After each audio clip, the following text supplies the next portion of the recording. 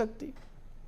इस अखंड सौभाग्य के जो त्योहार हम आज मना रहे हैं, उसके लिए भी शुभकामनाएं देती हूँ। माँ पार्वती जैसे अखंड सौभाग्य की प्राप्ति सब सनातनी मेरी बहनों को हो। देखिए, आज एक बहुत विशेष त्योहार है हिंदू महिलाओं के लिए। जी। हम जहाँ पर सौभाग्य, अटूट सौभाग्य और सुहाग और समृद्धि की कामना करते हैं, तो हम उसमें दो विशेष ऐसे मुझे लगता है सिंबॉलिक चीजें हैं। एक तो सिंदूर होता है और दूसरी मेहंदी। ये दोनों का उपयोग सनातनी महिलाएं, विवाहित महिलाएं करती हैं और ये हमारे हर त्योहार की रीति रिवाज होती है।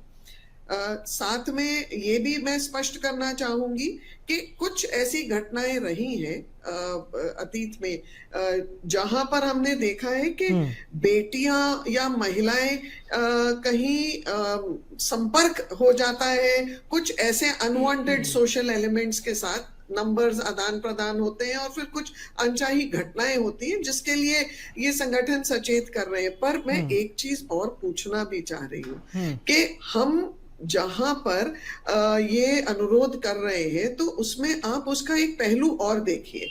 अब हिंदू सनातनी त्योहारों की श्रृंखला शुरू हो रही है, तो यदि हमारे भाई बहन इसको एक रोजगार के तरीके से अपनाएंगे तो उनके भी घर में दिवाली के दीपक और जलमलाएंगे और रोशनी होएगी, उनके भी घर में एक आर्थिक संबल मिलेगा। तो एक ही पहलू से इस पूरे मुझे लगता है अपील को ना देखा जाए, उसका एक सकारात्मक पहलू भी देखा जाए कि हम ये भी चाहते हैं कि हमारे जितने सनातन भाई बहन हैं उनके घरों में दिवाली की जो पूजा होगी, दिवाली का जो त्योहार मनाया जाएगा वो भी उतने हर्ष और इतने लेकिन अगर हम इसमें बौद्धिकता को ला दें तो फिर हमें तो बहुत आगे तक जाना पड़ेगा।